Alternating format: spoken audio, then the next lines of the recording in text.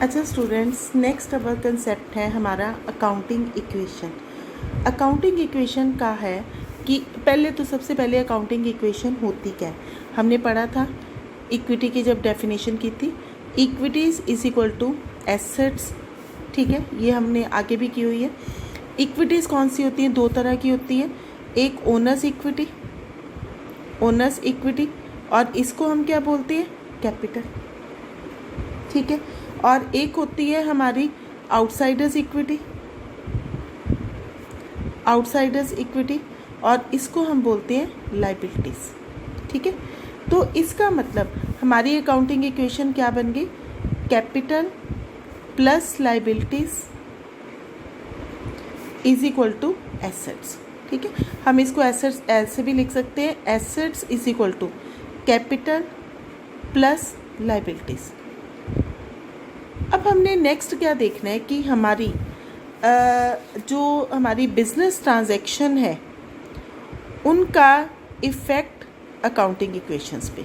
ठीक है, business transactions का इफ़ेक्ट ऑन अकाउंटिंग इक्वेशन, कि हमारी जो अकाउंटिंग इक्वेशन है उस पे हमारे बिजनेस ट्रांजैक्शंस का क्या इफ़ेक्ट आता है। ठीक है, तो हम इसको कैसे करते हैं? हम यहाँ पे आपको मैं एक एग्ज़ाम्पल से ही समझा देती हूँ कि आपने कैसे करना है। सपोज़ आपकी एक ट्रांजैक्शन है, विक्रम स्टार्टेड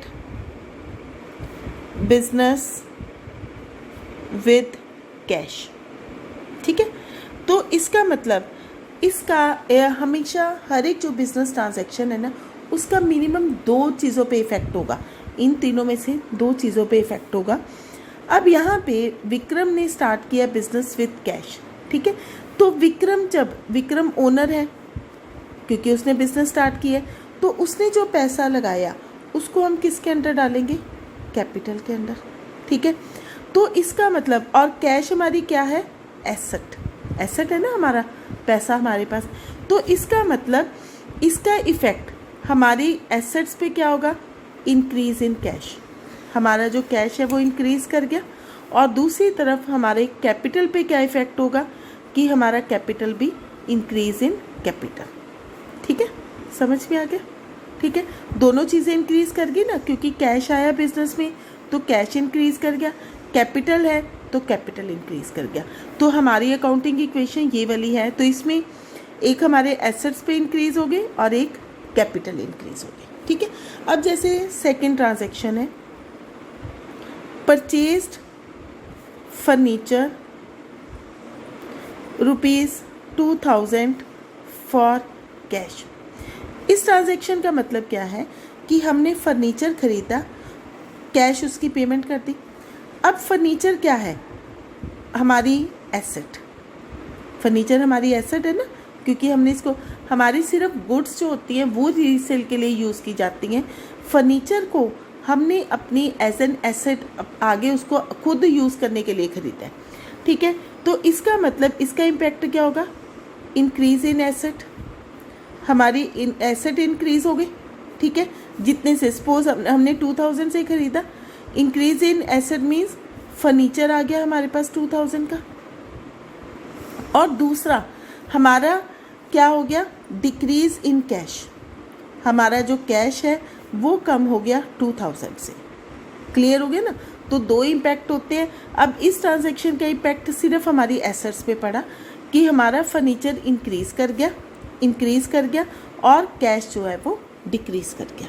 ठीक है, अब थर्ड करो, जैसे परचेज गुड्स फॉर कैश ₹5000। ठीक है, हमने गुड्स खरीदे 5000 के। अब गुड्स क्या है? हमारा स्टॉक। इसका इम्पैक्ट क्या होगा कि हमारा इंक्रीज़ कर गया स्टॉक इंक्रीज़ कर गया 5000 से, और कैश डिक्रीज़ कर गया 5000 से, डिक्रीज़ इन कैश। ठीक है, तो ये हमारा है कि हमारा अकाउंटिंग इक्वेशन पे किसी भी ट्रांजैक्शन का इम्पैक्ट क्या होता है। अब फोर्थ करो, सपोज आगे है purchased goods from mister x on credit ₹1000 कि हमने 1000 के गुड्स उधार खरीदे। अब इसका इम्पैक्ट क्या हुआ? एक तो हमारी एसेट पे इंक्रीज़ हो गया कि हमारा स्टॉक इंक्रीज़ कर गया, इंक्रीज इन स्टॉक 1000 से। अब दूसरा कैश पे नहीं ना इम्पैक्ट पड़ा क्योंकि हमने पेमेंट ही नहीं की। दूसरा हमारा क्या हो गया? लाइबिलिटी, हमने उसके पैसे देने हैं ना, तो जब किसी को पैसे देने होते हैं तो वो हमारी क्या हो जाती है? लाइबिलिटी, कि हमें पे करना है। तो हमारी लाइबिलिटीज़ इंक्रीज़ करके इंक्रीज़ होगी 1000 से। ठीक है, तो इस तरह से आपने किसी भी ट्रांजैक्शन का अकाउंटिंग इक्वेशन के ऊपर इम्पैक्ट देखना है। ठीक है, अब जैसे नेक्स्ट हम करें गुड्स सोल्ड फॉर कैश ₹2000, हमने कैश के गुड्स बेचे 2000 के। तो इसका इम्पैक्ट क्या हुआ?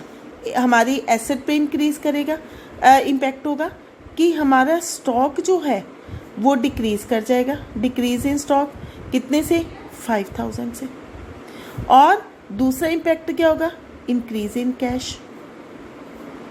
जब हम, इसका मतलब हमें पैसा आया तो हमारा कैश इंक्रीज़ कर गया। ठीक है, समझ में आ गया? इस तरह से डिफरेंट इस इम्पैक्ट्स जो हैं वो पड़ेंगे हमारे अकाउंटिंग इक्वेशन पे ऊपर। क्लियर हो गया आपको? अब जैसे आगे है, सपोज हमने किसी एम्प्लॉय को सैलरी पे की, सैलरी पेड ₹1000, हमने सैलरी पे की। अब सैलरी हमारा क्या है? एक्सपेंस। ठीक है ना, एक्सपेंस है ना हमारी सैलरी। तो इसका इम्पैक्ट क्या होगा? जो हमारा कैपिटल होता है ना, हमारा कैपिटल इंक्रीज़ होता है अगर प्रॉफिट हो एंड रेवेन्यू से, उससे हमारा कैपिटल बढ़ता है क्योंकि जो भी रेवेन्यू या प्रॉफिट होता है वो ओनर का होता है। इसी तरह डिक्रीज़ किससे होता है? हमारे लॉसेस से और हमारे एक्सपेंसेस से। ठीक है, तो जब हमने सैलरी पे की, इसका मतलब हमारा कैपिटल डिक्रीज़ कर गया क्योंकि एक्सपेंस हुआ है हमारा। तो एक इसका इम्पैक्ट क्या होगा? Decrease in capital. ठीक है, और दूसरा क्या होगा? हमारा कैश भी डिक्रीज़ कर गया, कैश डिक्रीज बाय 1000। ठीक है, तो this is the impact of business transactions on our accounting equation.